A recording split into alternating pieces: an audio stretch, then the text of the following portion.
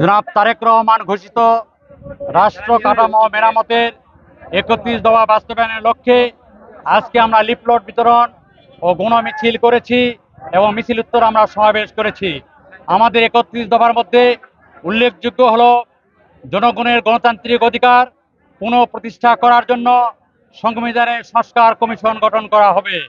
নির্বাচনকালীন বাংলাদেশের জনগণ যেন সুষ্ঠুভাবে তাদের ভোটাধিকার প্রয়োগ করতে পারে তার জন্য নির্বাচনকালীন অন্তর্বর্তী সরকারের ব্যবস্থা করা হবে। প্রধানমন্ত্রী, রাষ্ট্রপতি, প্রধান বিচারপতি এবং মন্ত্রিসভার মধ্যে ক্ষমতার ভারসাম্য বজায় রাখা হবে। জনগণের গণতান্ত্রিক অধিকার প্রতিষ্ঠা করার জন্য সকল ক্ষেত্রে আইনের সুশাসন প্রতিষ্ঠা করা হবে এবং বাংলাদেশকে একটি দুর্নীতিমুক্ত, সন্ত্রাসমুক্ত, চাঁদাবাজ দেশ হিসেবে উপহার দেওয়া হবে। এদেশের অর্ধেক নর অর্ধেক নারী, এই নারী সমাজকে দক্ষ নারী শক্তিতে রূপান্তরিত করার ব্যবস্থা করা হবে এবং যুব সমাজকে দক্ষ যুব শক্তিতে রূপান্তরিত করে এ দেশকে বেকার সমস্যা থেকে দূর করা হবে।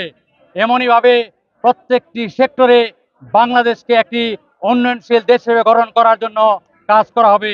এগুলি আমাদের ৩১ দফার মূল মন্ত্র। সবাইকে ধন্যবাদ।